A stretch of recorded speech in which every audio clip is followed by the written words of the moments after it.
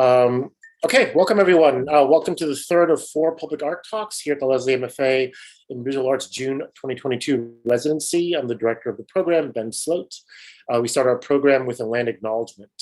Leslie University here in Cambridge resides on the ancestral and unceded lands of the Massachusetts people, whose name was appropriated by this Commonwealth. We pay respect to the Massachusetts people and their neighbors, the Wampanoag and Nipmuc people, who have stewarded this land for generations, and we offer our appreciation to the lands and waters for sustaining us. Our general thematic for this residency is Imagined Worlds, a place where artists can generate imaginative spaces of liberation outside of the constraints of everyday experience.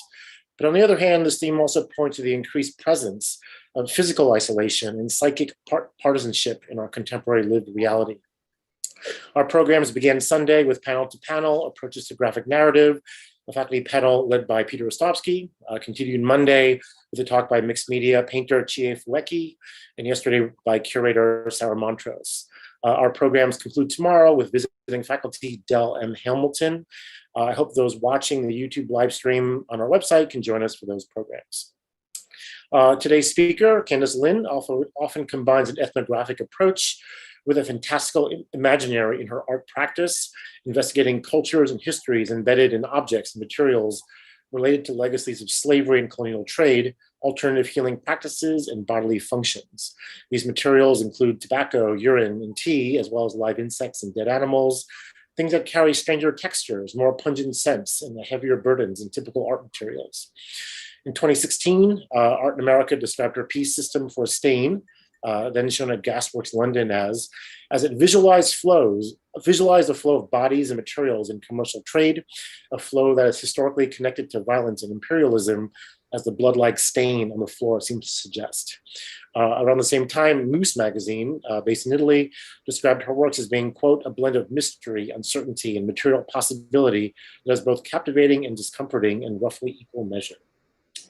Recent solo exhibitions of Candice's include those at the Carpenter Center for Visual Arts at Harvard here in Cambridge, Walker Art Center Minneapolis in 2021, Guangdong Times Museum in Guangzhou, China, 2021, Portikus Frankfurt, Germany, 2018, and Gasworks London in England.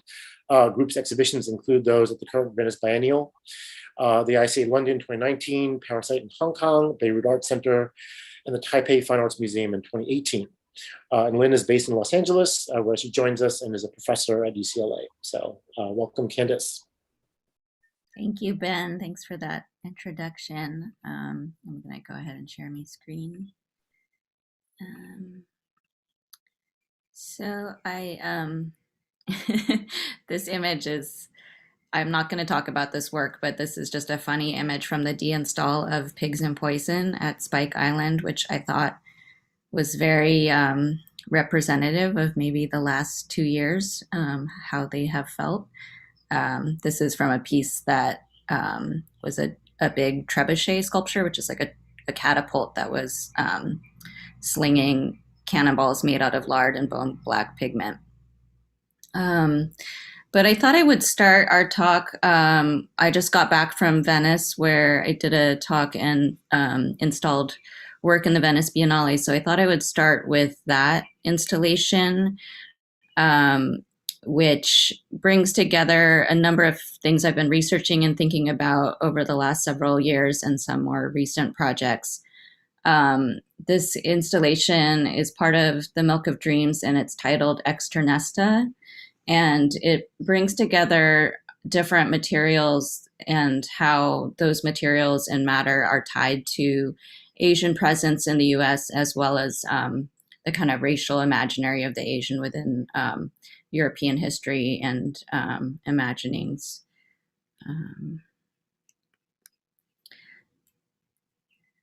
So in the installation, there are 4 tables.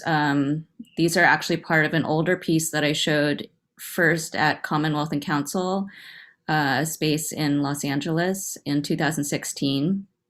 But I redid some of the objects that are on them and showed them with new works. So these tables are ways that I think through stages of matter. This one is titled Petrification. And so it was looking at processes of fossilization For example, the blue vat you see here is an electroplating process that is covering some of the skeletons and objects you see on the table with copper. There's also petrification in terms of the growing of crystals and the kind of stuffed once living matter in terms of the iguana in the left corner there. And some of the images on the tabletops also talk about human remains that are kind of put on display in different museums, as well as artifacts taken during colonization and decontextualized into European museums, and just thinking through the kind of politics of that kind of cultural petrification as well. Here, this little text on the electroplating vat also has a anecdote from a 19th century scientific American journal where it talks about the possibility of using electroplating as a new form of burial, that instead of burying the dead, we could just encase them in copper as kind of new form of mummification. A second table had to do with putrefaction. So a lot of my work thinks through fermentation or rot or decay and how it's related to life, but also a kind of racialized steaminess of possibility of toxicity and disease. So in this table originally at Commonwealth, there was more living ferments inside of that biodome that you see there. In the Venice presentation, they kind of told me, we want you to do all the stuff you do with living processes and things that leak and stain, but there's realistically not going to be very many people to maintain it. And a lot of people will touch things and things will get broken. So it was this weird compromise between stability and instability, which is a hallmark of what I do in my practice. So it was a little bit interesting to negotiate that. So what I did instead for this is that there are these more stable ferments in the different jars. In the one in the right, you see indigo, and behind it, you see a jar of essentially kombucha. It has tea, sugar, bacteria, and yeast, as well as mud from the swamp of the historic St. Malo site in Louisiana, which I'll talk about in the next table. And then on the left, there's a kudzu based rice fermentation. So this table was kind of thinking through, oh, here's better pictures of the fermentations, was thinking through how this kind of stage of fermentation and bacterial life is something that kind of accompanies our human histories, often human histories of migration and colonization. This is a view from the top. Oh, I should say also that the tabletops are paintings. They're reverse painted glass, which was something I started to research back in 2016 as part of my research into porcelain. There was also a lot of Chinese export paintings that were made by painting on the reverse side of glass. And I was interested in the way that glass and porcelain were these parallel technologies, both for various art objects, but also in science and filtration and the study of bacteria. This table was looking at the idea of, I think this one was about surface, which I was looking at ideas of the skin. Also, it kind of changed as I revisited the table. So this one ended up including some different things, but originally it had images that had to do with silk and also these kind of studies of proportion of the body and studies of melanin and radiotropic fungi. And the work you see in the back corner there is part of more recent research that I was doing into scent and the idea of demonic scent. So this is a sebatism burner that I made that is burning a smokeless type of incense that's made from fermented plums and different spices. This fourth last table had to do with memory. This is the one that had more references to the historic site of St. Malo, which I mentioned. The frogs that you see in the background there are frogs made from a clay that was dug in St. Malo that during the COVID pandemic, I was supposed to travel there and wasn't able to. So I found somebody who went to the site and dug clay for me and sent it to me in US priority mail boxes. And so I made these frogs and different swamp creatures and fired them as a way to kind of make this land that's disappearing under the hurricane season. It's getting more and more covered with water over time. So by firing it into these kind of clay sculptures, clay is some of our oldest human records that come to us, so it gives it a kind of marker of time. And I was really interested in thinking about this site, not only for its history as the first Asian settlement in the US, but also to think about the swamp as this site that's seen as a place of disease and pestilence, but also a site historically of fugitivity. So St. Malo was this swampy area that became a fishing village as early as the 1700s, but definitely by the 1800s, and was started by Filipino indentured and enslaved workers who jumped ship en route to Spanish colonies in the Caribbean and Central and South America. And so they kind of disappeared into the swampy area where they couldn't be caught and started to make a living selling fish and shrimp and drying them, and were later joined by Chinese and Indian indentured workers also escaping these kind of debt peonage conditions of life. And parallel to this was also a slave maroon community, and the name St. Malo actually comes from one of the leaders of that community. So I was interested in the way that this is kind of this multiracial space, maybe across time, and that as well as being a kind of so-called breeding ground of disease, the swamp was also this place of fluidity and possibility.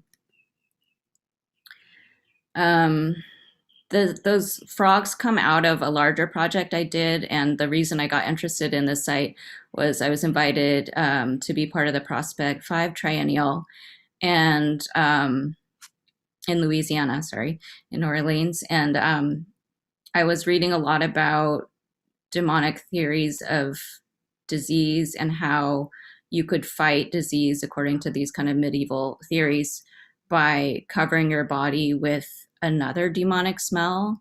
And I was also interested in the way that what was considered a demonic smell was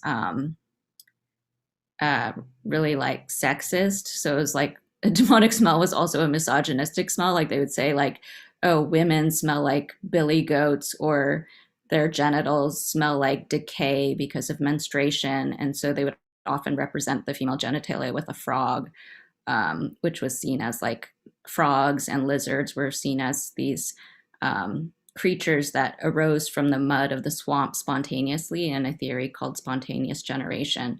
So I was interested in all these kinds of way that gender and also maybe race in a way before we think of race in the modern conception of it, this kind of like cultural otherness were loaded into the site of the swamp and into ideas of disease. So I wanted to make a scent for my piece for Prospect, and that's what you see in the frog on the right. It's filled with this, hold on, sorry, I have a error on my screen. It's filled with this scented lard that I infused with the scent of, sorry, having an issue with my computer. Which I infused with the smell of decaying rats and menstrual blood and other scented things, other badly scented things, I guess you would say, using a technique called enfleurage, where you kind of put the object you're trying to take the scent from encase it in the lard. And so it was scented and poured into this lard, and then put into these swamp clay ceramics, and as well as this pigmented plaster piece made out of scagliola. And visitors were invited to dip their fingers in it and apply it like a perfume and take this kind of demonic scent with them as they traveled around the space and saw different artwork. And another reason I got interested in this idea of the swamp and the demonicness of the scent and the use of, I guess you would say, animal byproducts in my work for this research, the use of the lard, for example, is because I was thinking about the slaughterhouse cases, which were the first cases to test the 14th Amendment, which was the amendment created to protect the rights of newly emancipated slaves. And it was actually a case that came about because the state of Louisiana had to regulate the butcher slaughterhouses because there was so much animal waste being thrown into the Mississippi River that it was clogging the river and causing waterborne diseases like cholera and typhoid. And by regulating the slaughterhouses, they forced a kind of racial integration of the previously segregated spaces of work. And it was actually the white butchers who brought the slaughterhouse cases up, even though the 14th Amendment was not designed to protect their rights. It's kind of roundly been abused by corporations and other people since. So the installation looks kind of like the Mississippi River in reference to the slaughterhouse cases. And these swamp clay ceramics are placed on top, like almost like sacrifices, on top of these scagliola pedestals. And I should just mention the scagliola also has animal product in the way it's made. It's a process of faux marbling that comes from Italy that uses pigment, plaster, and hide glue to make it kind of gelatinous. And it lets you cut and layer and make different patterns.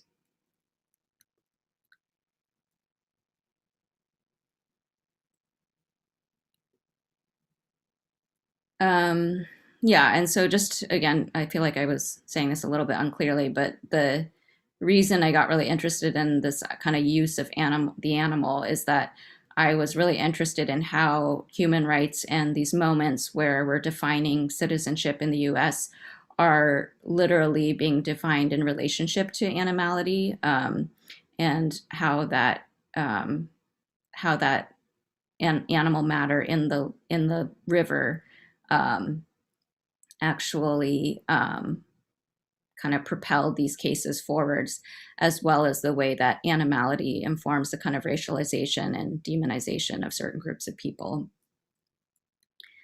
And this kind of relationship between racialized matter in terms of the animal in that case, but also in terms of the plant, is something that I've also been working on in my work for a while. So in the Venice presentation, I also had the presence of kudzu, which was a plant that was brought around the same time that the 19th century Asian indentured labor was being brought to the US as a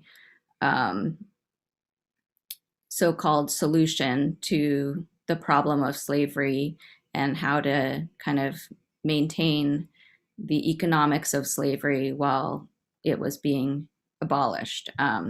So kudzu was brought in to remediate the soil erosion caused by plantation farming, and Asian indentured laborers were brought in to kind of fill the workforce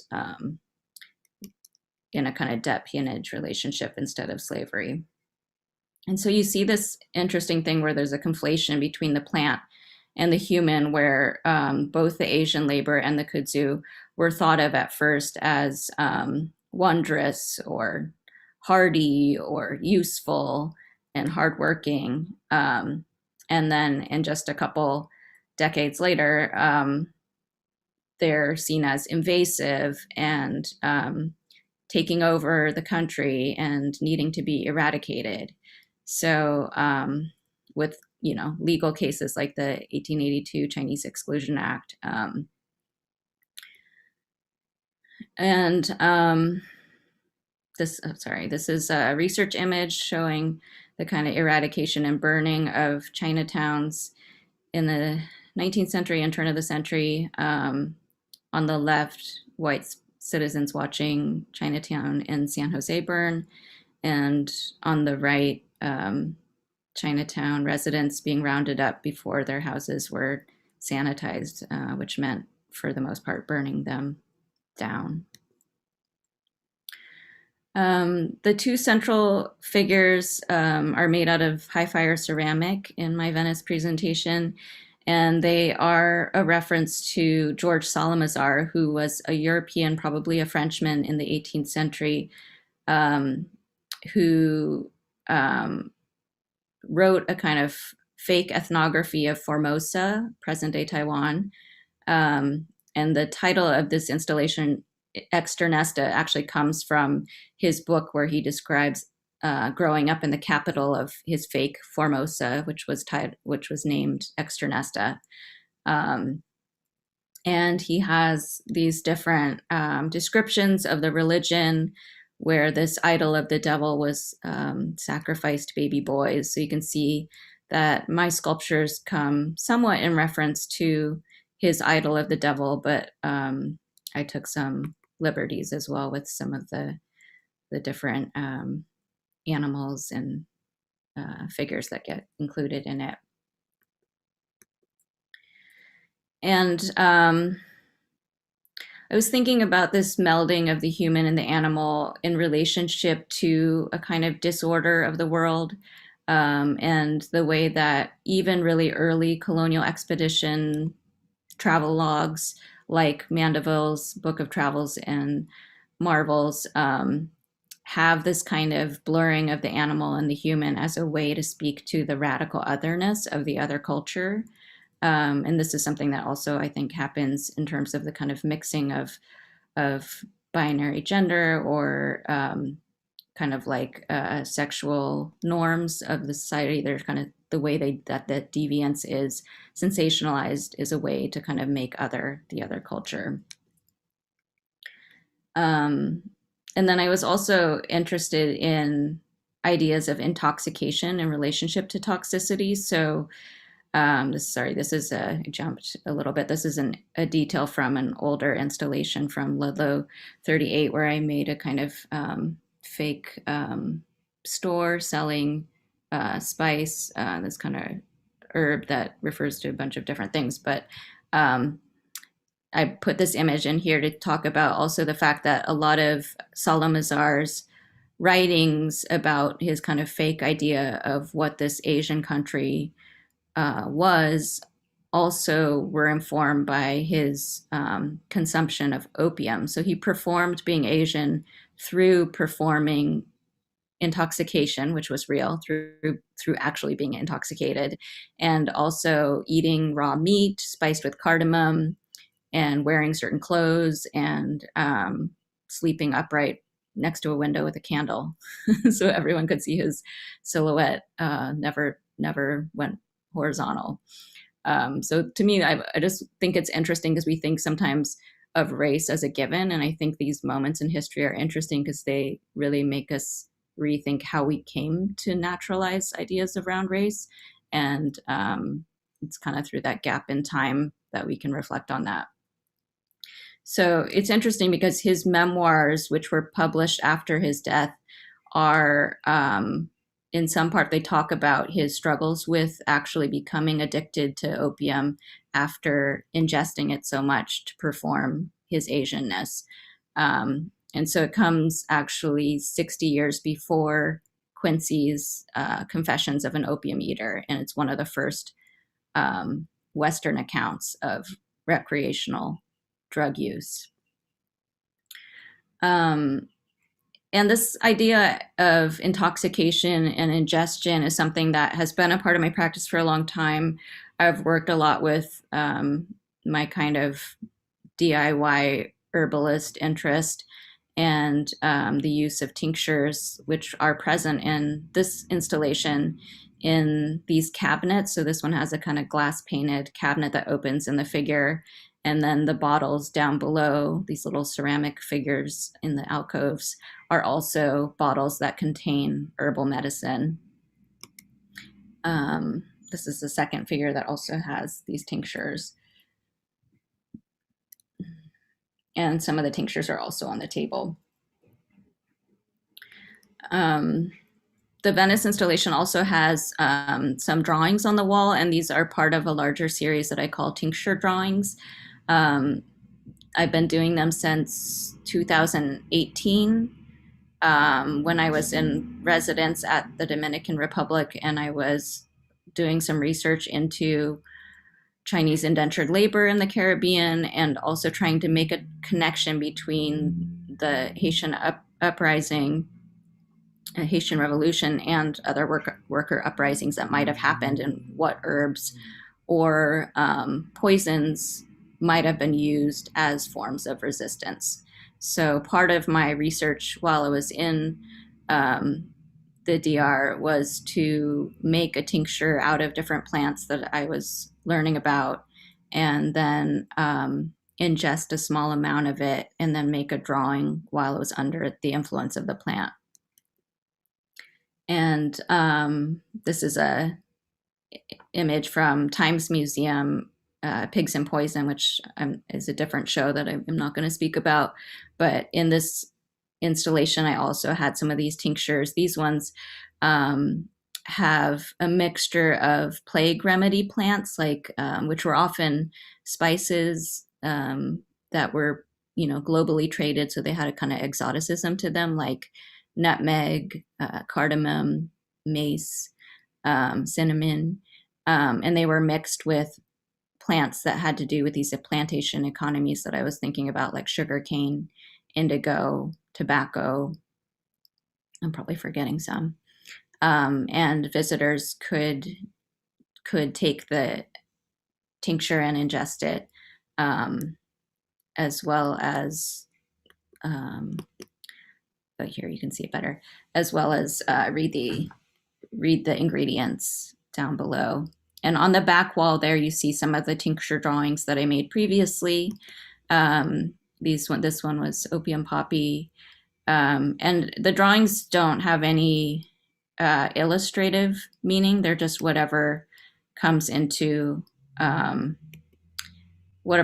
my mind when I'm kind of under the influence of the plant, which may not be a psychotropic influence. In some cases, it's a very almost unnoticeable effect, but I know that the plant is in my body when I draw it.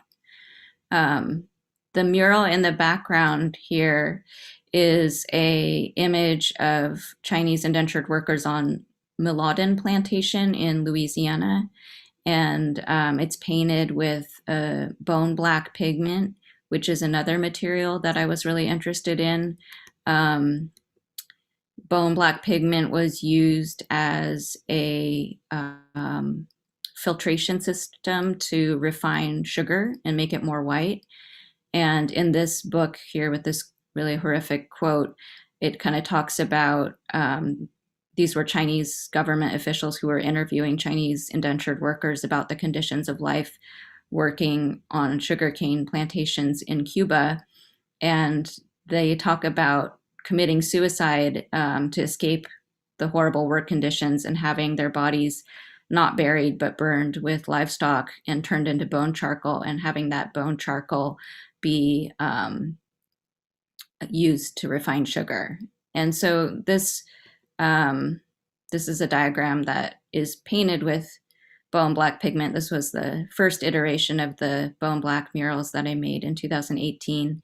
And you can see how the charcoal is used to kind of take the brown sugarcane molasses and whiten it. And I got interested in thinking about bone black pigment actually before I even found that quote from the Cuba Commission report, because I was thinking about these systems of filtration and refining these kind of processes of hygiene and purity that are really racialized, but are also imbricated in kind of creating colonial products of value through processes of whitening or purification. And this is an image of the porcelain filter that was used to purify drinking water. This is another image of the tincture drawings. The ink that I use for the tincture drawings is also important to me. It's something that I make out of oak galls and rusty iron water, known as iron gall ink. It's one of the oldest inks used in European medieval manuscripts, but also a lot of other traditions. The US Postal Office also used to have an iron gall ink that they had as their permanent ink for people to fill out documents for citizenship. And it's actually this ink that has caused a lot of problems in the archives because it is so acidic that it actually leaves a ghost image on the backside and can also eat through vellum made out of animal hide. So this is an image showing the holes kind of eaten through with the iron gall ink. And on the left, image of the kind of acid burn that's left. This is an image that's also important to me related to abortifacient plants that were part of another colonial history that I won't go into right now. But so I made these drawings by making this ink out of oak galls that I gathered in California and rusting iron water and mixing the two. And then this one has a little bit of orange clay in it as well. The second figure in Externesta has this glass painted book, Minoritarian Medicine.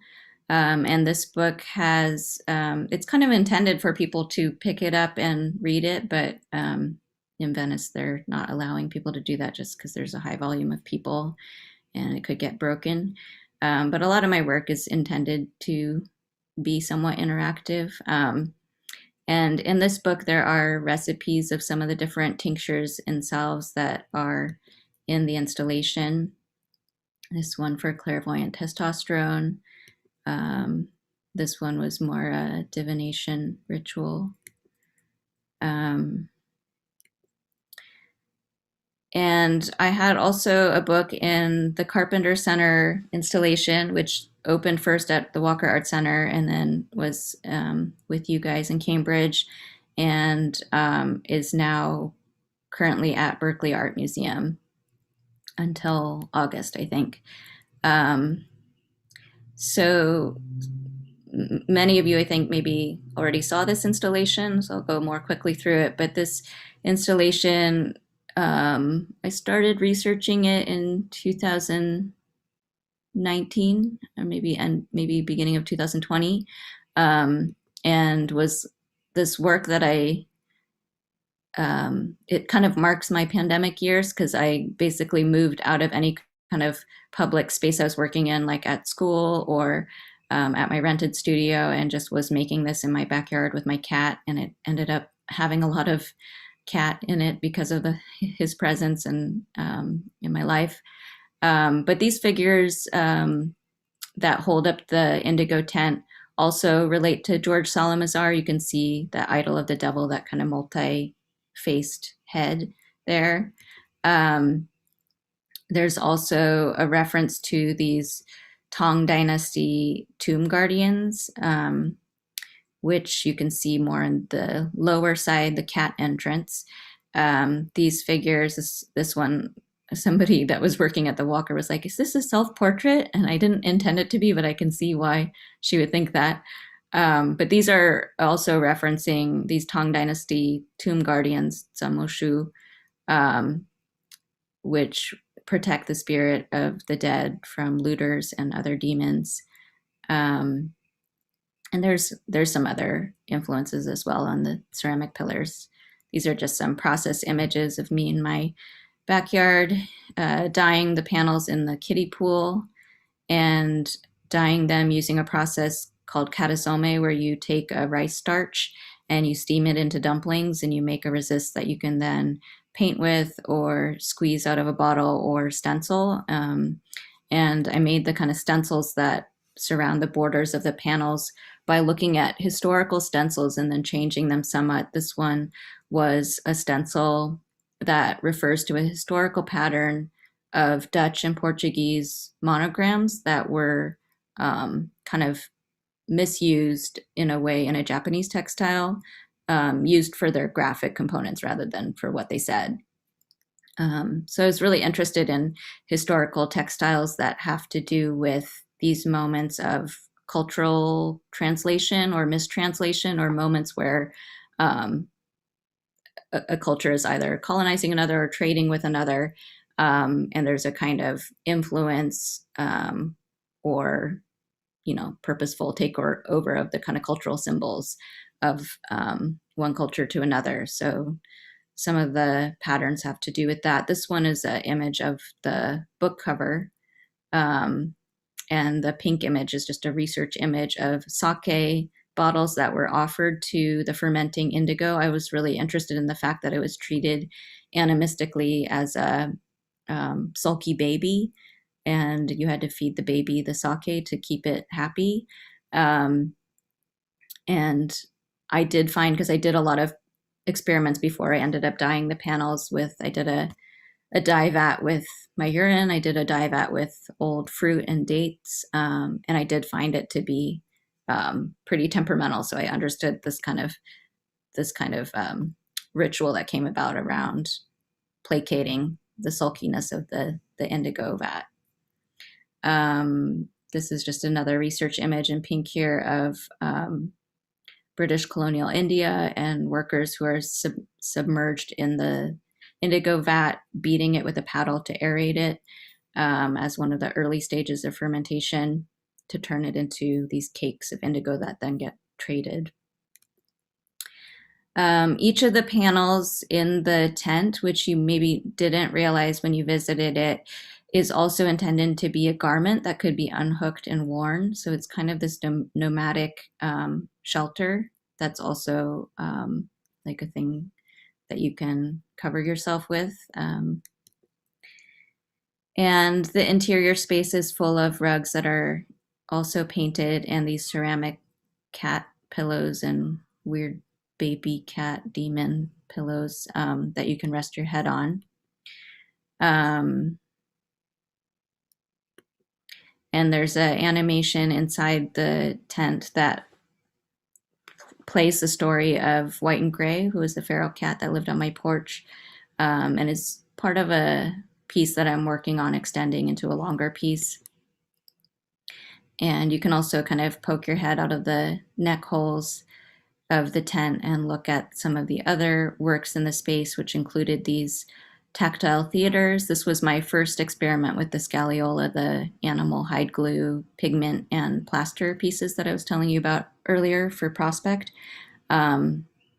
This piece was named after Svankmajer. Jan Svankmajer was a Czech animator an artist who made a lot of work about touch. And so I was thinking about his work during this time period, thinking about how I wanted to make an artwork that would get to be touched after this period of time of not being able to touch things. But I really miscalculated on how long it was going to take for us to get over this pandemic.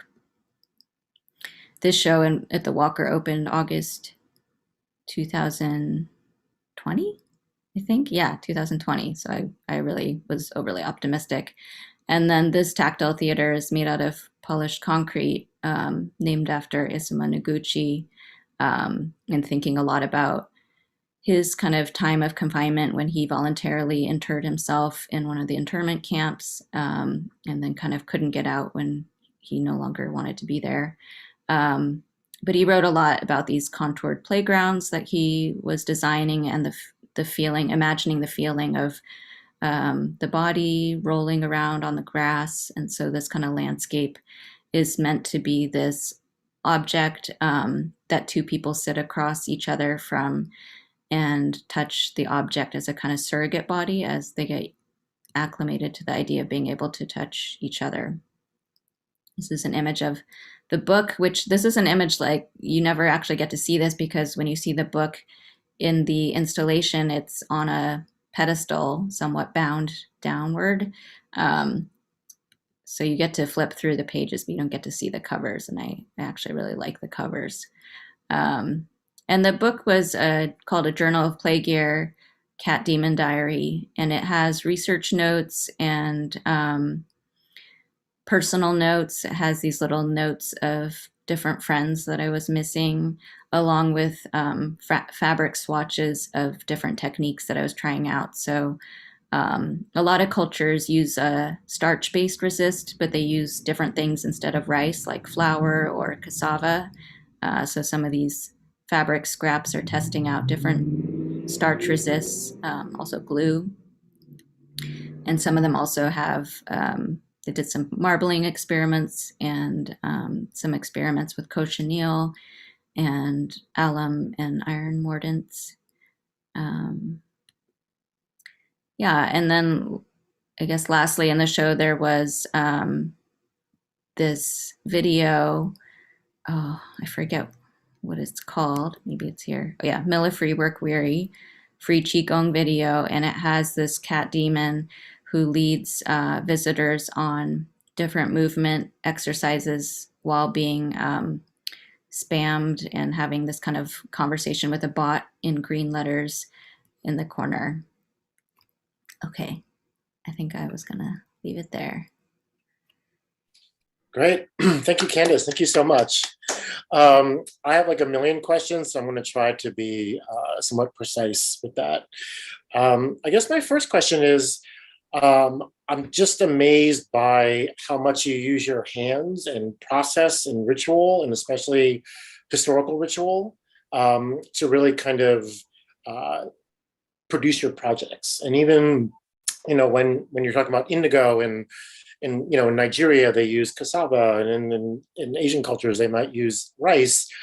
I imagine the history of different cultures doing experimentations, and then you're kind of reproducing that knowledge. And to me, it's a kind of tactile knowledge, which is in a certain sense a reversal of like Enlightenment knowledge, gaining knowledge through observation, but it's actually gaining knowledge through the physical, and the verbal seems to be, you know, at the very tail end of that. Mm-hmm. So I'm wondering if for you, because you put yourself in a position where you have to, or you want yourself to learn how to produce ink from rusted metal and produce indigo in this much more historical way. How did you come to that process, or how much do you feel you're connecting with earlier forms of embodied knowledge? Mm-hmm. That's interesting. Yeah, I don't know if I consciously have thought about being connected to other traditions of kind of embodied knowledge. But obviously there's the Qigong in there. But I think it just comes from being a maker type of artist. And also, like you mentioned, the Nigerian textiles, it's interesting to me to think about moments in history where the material objects of a culture actually start to look different because of the processes that were used to make them, and how the making actually marks histories and marks cultural trade. So for example, like the cassava based adire textiles that were made in Nigeria were painted with a feather traditionally with cassava paste. And then during British occupation, they started using the tea tins, which were part of their Indian exports. They would recycle them, flatten them, and use them as stencils. And then they started to use the imported rice, which they were trying to like push to replace the cassava, which, you know, often a kind of moment of colonization or occupation where there's this struggle between sustenance and food materials, right? So the fact that not only the symbols and imagery change in the textile, but also the methods they're made have these kind of global histories that then look different. Like they look, instead of looking like sketchy, they have these hard edges. And you really see it happen in this moment. And then after Nigerian independence, there's a kind of mixing of the two. So I don't know. I guess I'm just interested in the way that matter carries like evidence of these kind of moments of negotiation and these histories. So I don't know if I have a way that I started learning in that way. I think I just always, as a maker, I just always was looking at objects and noticing these little details and wondering why. So it was my way in a lot of times into learning those histories, rather than learning them first through words. I learned them first maybe through the objects, through seeing things. And then I find it interesting that you're making these tinctures, but then also ingesting them towards different, I guess, kinds of intoxication or not. But is that about, there's a kind of inheritance there too, which I find really fascinating, because there's a kind of lineage of folks taking these tinctures and then having an experience from that. So are you trying to connect with that inheritance of experience, or is it a very new thing for you? I think it's more about like the idea of never being able to escape being implicated within the system that you're trying to speak about. So for me, the act of ingestion is important because it's kind of this purposeful, marked moment of ingestion. Like I might always be porous, but it's this moment that I'm intentionally being porous with this thing, with this history, with this plant, with this matter that's loaded with meaning. And so, yeah, I mean, I guess like one thing I was thinking about, there's this artist, Matthew Abeneki, who did some really interesting research on Michel Leiris. I don't know how you say his name.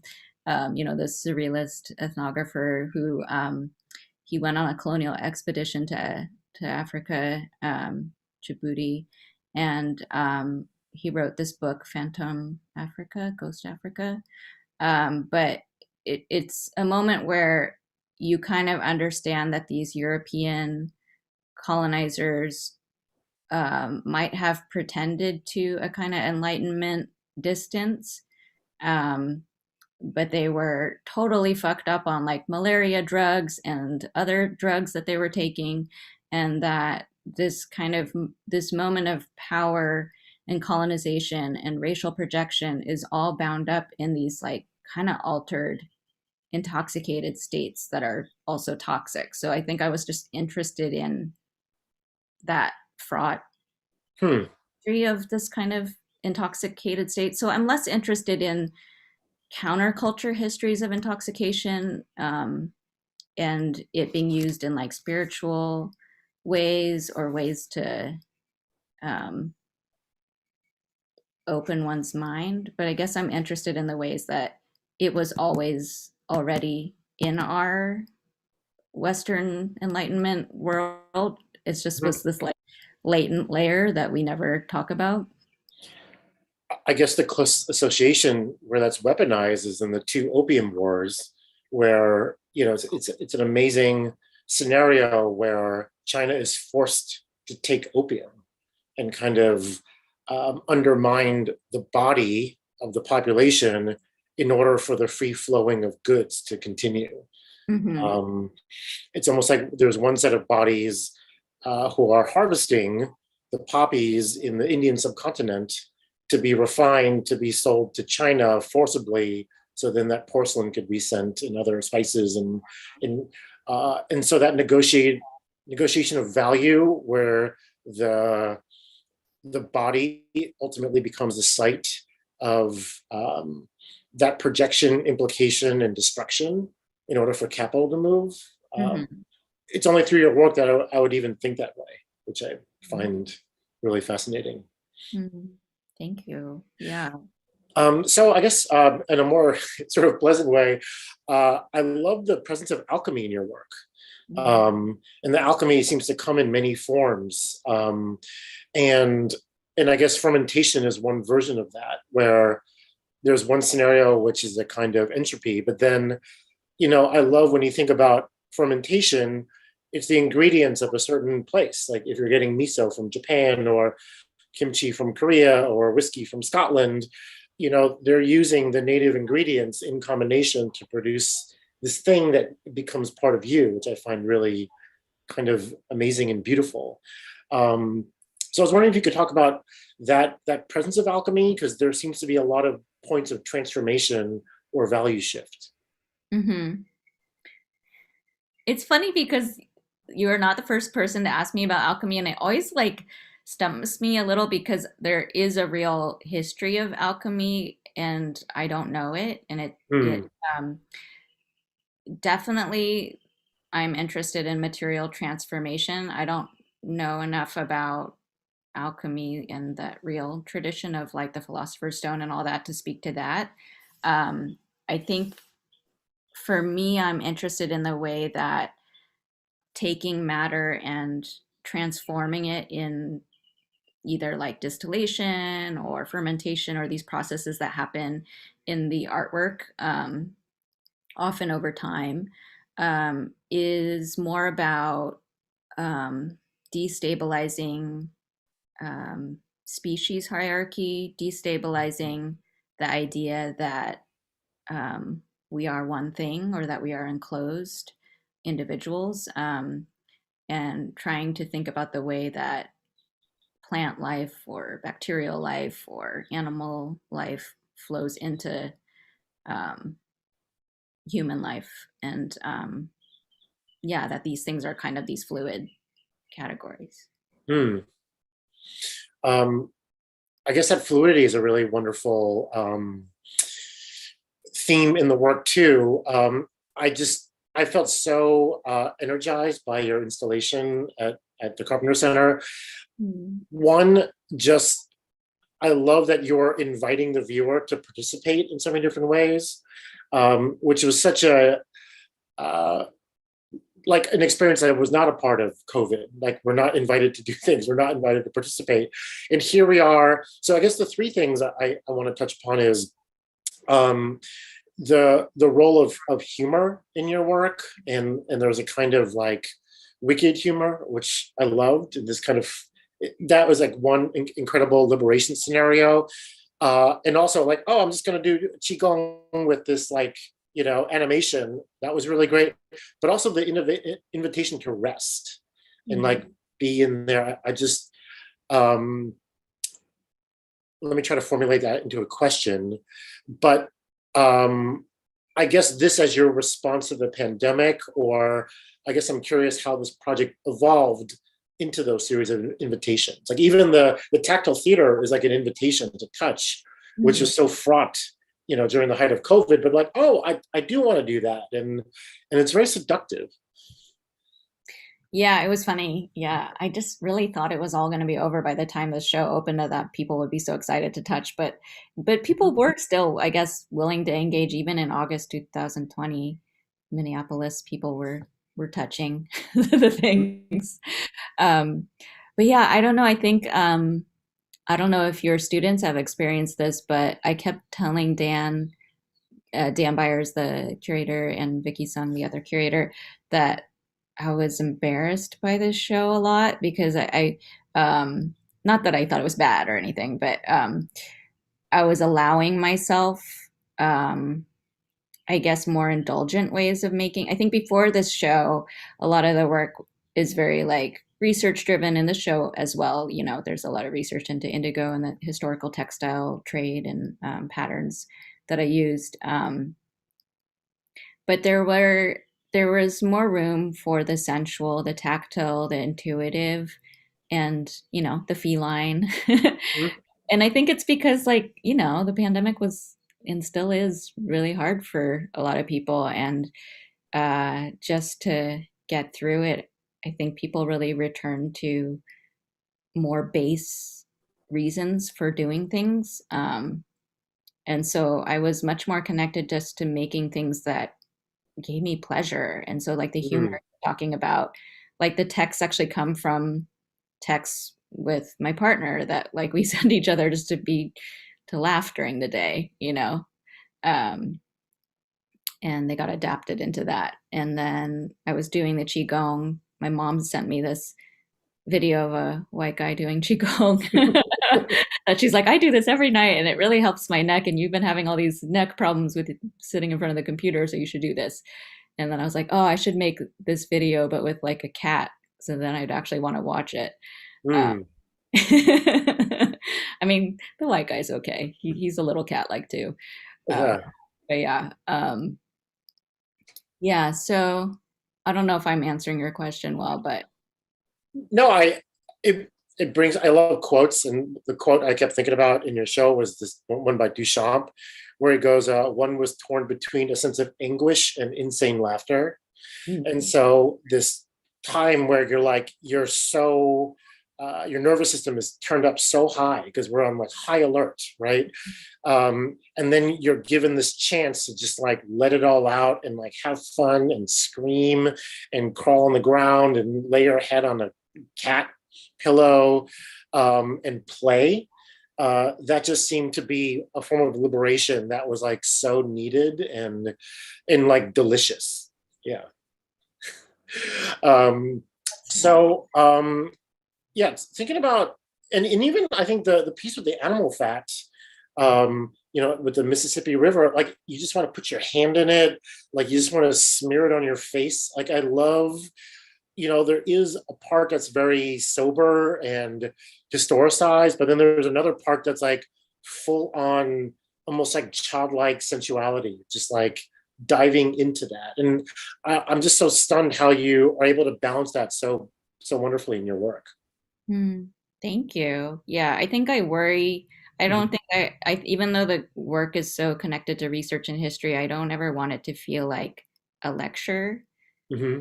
Um, or that I have some knowledge I'm like didactically imparting to people, because I don't. It's just like things that I think are interesting to me that maybe would be important and interesting to share. Um, so maybe, yeah, the humor is also just like a way of keeping it more playful in a way, because it is so heavy. But the demons I found to be almost a kind of, and it's interesting that they became, there's a reference to the Tang Dynasty guardians, but there's something when you see these like demon faces, they're not scary, but they're actually relieving. And I'm curious, have you thought about that equation or the role of the demon for, because clearly our culture is really attracted to like, you know, the Joker and all these kind of shadow figures, but they never really purport a sense of protection in the way like the demons that you are thinking about maybe do. Yeah, I think mine are even when they're protective, they're a little trickstery. So they're not like reliable protection, right? Mm-hmm.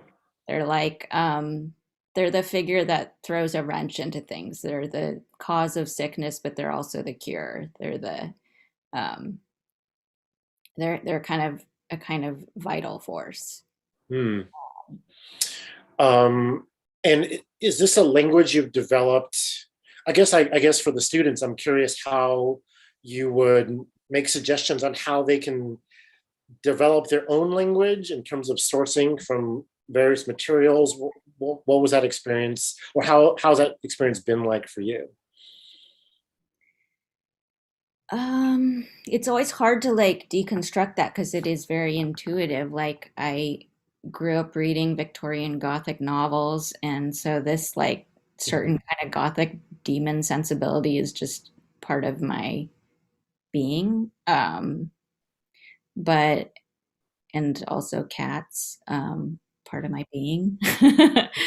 Also, it's funny that my neighbors always think I'm preparing for Halloween for some reason. So when I had all my, you were saying they're not scary. When I had all my ceramic figures out in my yard and I was working on them, they like to look over the fence and they're always like, "Oh, you're getting ready for Halloween again."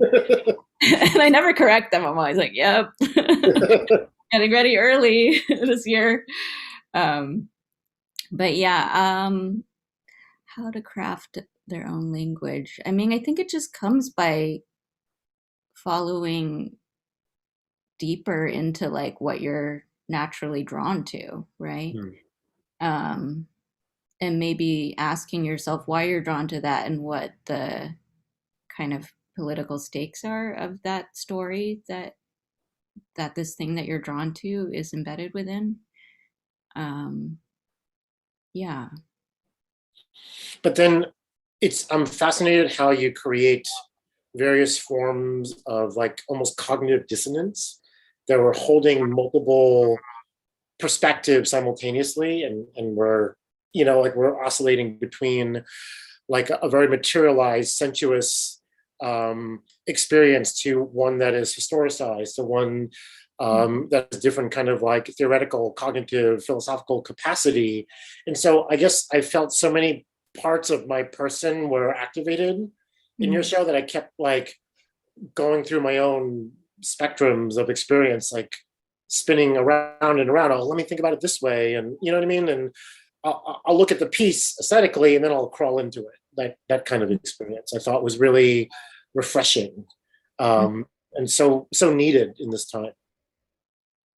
Thank you. Yeah, I want to always make work that can be like touched and interacted with. This quote by Chris Marker about cats, I thought you might enjoy. He says, "A cat is never on the side of power." And I thought about that, where the cats have a power about them, and certainly they have a kind of trickster capacity, but they're never institutional, or they're never. And I guess maybe I saw the cats in your installation as having that capacity, that there's always something very subversive happening, even to me, but to everything. Mm-hmm. Yeah. But for you, I guess the cat is just a motif you keep returning to, and you mentioned your cat as being a kind of caretaker. I wouldn't say he's a caretaker. I mean, I get caretaking moments from him, but I don't think he cares that much about caretaking. He'll give me a little Reiki, but I give him a little snack. He's getting some. Yeah, it's funny. I just came, so I was in Venice having, Jack Halberstam was giving the keynote, and I was one of the artists on the panel. And then we went to lunch afterwards, and Jack was talking with Saidiya Hartman about, they were having this, it was cracking me up so bad because they were having this conversation about dogs. And basically Saidiya was on the side of like, I really like dogs. And Jack was like, I hate dogs. But it was couched within this more academic language around, who is an agent of the institution or the kind of system of control. And I was like, well, what about cats? Cats are outside of this conversation. But yeah, I think what you're saying, I am interested. I mean, I do love cats because they are not in a kind of relationship that's, well, they are dependent on you, but they feel more independent in terms of like, they don't come when you call. Mm-hmm. They do what you want them to do. And like in the case of my cat, he goes inside and outside. And if he wanted to, he could take off and live off his rats. So he has to be getting something to come back, getting something out of this relationship. Right. Apparently, some research has shown that the cats know they're being called, but just choose to ignore it, which for sure. Yeah. Yeah, I respect that. Yeah. So did you grow up in the Concord area, or did you grow up, because you talked about growing up reading like the Gothic novels? No, I grew up in Portland, Oregon. I see. Have that hippie nature side. But I was born in Concord. Okay, gotcha. Yeah, because I saw that in your CV, so I was a little bit curious about that. I guess, finally, I guess my last question is, you talked about the kind of intuitive sense, but I've always wondered, the intuitive is actually a very like refined place. Like it's been kind of cultivated over a long period of time, and how and no two intuitions are exactly the same, I guess, as a result. But often graduate programs, like ours, have a lot of critical theory and a kind of theoretical premise. And so, what would you say to students who want to, cultivate a kind of somatic, embodied, intuitive knowledge out of them, or what are some practices that have been useful for you or for your students? Mm-hmm.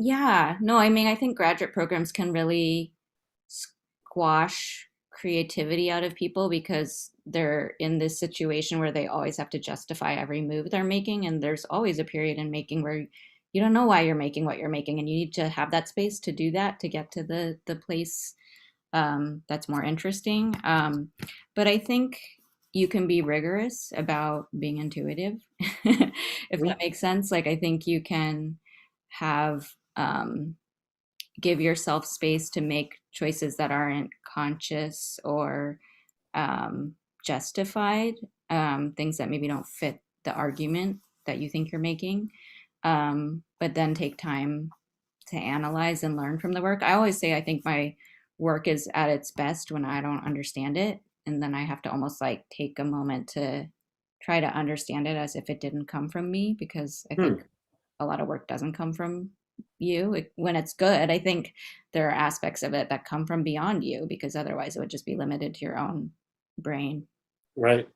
So, what is the practice of learning about the work or letting your understanding of the work evolve? And I think for you, um, this project having its third venue, what are some unexpected parts of it, or what are some moments where I guess you got an interesting insight from the work itself talking back to you?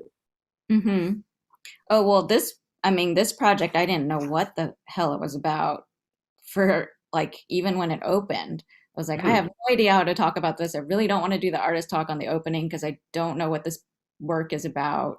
Hmm. It's about all these jumbled things. And then as I kept having to talk about it or had nice conversations with Vicky and Dan or other people, I kind of realized that these things that felt like a big jumble were actually connected. So, like, on the one hand, I was thinking about these moments with the textiles where a certain imagery gets born from cultural contact. And then I felt like a very different thing to be thinking about my feral cat. But I realized that they were all about moments of contact or zones of contact, and like what happens in the negotiation of culture or the negotiation of species or one person to another person. And so that wasn't something I set out as a theme for the work, but it kind of just, I understood that later. Hmm. Um, I think also just in terms of like since 2015 or whatever, I've been making these works that have like pumps and liquids and distillation and fermentation and like things that move through this space. And I didn't really understand um, why or what I was doing. And then that's also something I've understood over time as being about thinking through these kinds of processes of destabilization and like how do they function in terms of the history they're talking about? How do they function in terms of the art market or the kind of context that they're being shown in? But they weren't things I knew how to talk about when I made them. Interesting. Yeah. So, sorry, because I have a follow up here. So, is there a part of you that feels really comfortable with the work? It just maybe hasn't entered into the realm of words yet, but there must be some part of you that's like, oh, I've made this installation and it feels right, it feels finished. I just don't know how to talk about it, or how would you um, clarify that situation?